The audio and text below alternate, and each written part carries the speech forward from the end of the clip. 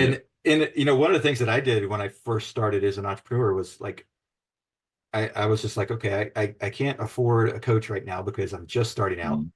Mm. Um, but I was like, okay, I can listen to podcasts and I can read books, Yeah. right? And I can get books from the library, so they're free. Like, and Right. most podcasts are free. So it's like I can get all this information for free in and I've read close to 200 books over the last 7 years. And so it's like now it's like, okay, well, I'll read this book to get their input. I might get one thing out of it. I'll read another book. I might get 20 things out of it. You know, it's understanding and going, okay, not everything out there is for me, Mm. right? And that I think that piece comes with going through the processes. Once you know your process, then you can start to figure out what's for you and what's not for you. Exactly. That's right. So once you know the pieces that are not going to move, then you can play around with the moving pieces. Right. And I think Right. that's a big piece when it comes to entrepreneurs, because I see a lot of entrepreneurs that are just like, well, I need an extra $2,000 a month. I'm going to throw my hat Right. into this industry or this ring or this.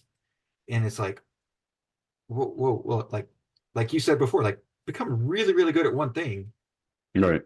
And then people are going to go, it may take a little longer than you want sometimes, but you become Hmm. really, really good at one thing, you're going to rise to the top. Right. And you can also learn how, say, let's just say someone needed the money and they needed this month. You can learn how can I best maximize my ROI from the thing that I am focused on. Because often when people are jumping from one thing to another, they haven't even gotten all the potential out of the first thing. Right.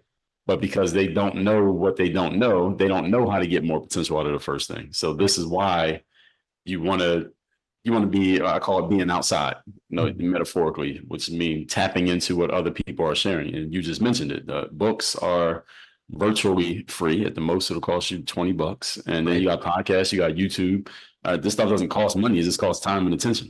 Right. So you can give those things, and in exchange, at least get pointed in the right direction. I'm not saying that's gonna solve all your problems. You're not gonna Yep. build a $1 billion business just by watching YouTube, but you can at least get pointed in the right direction of what you need to understand, and then understand, okay, here's the gap that I need to fill. Right.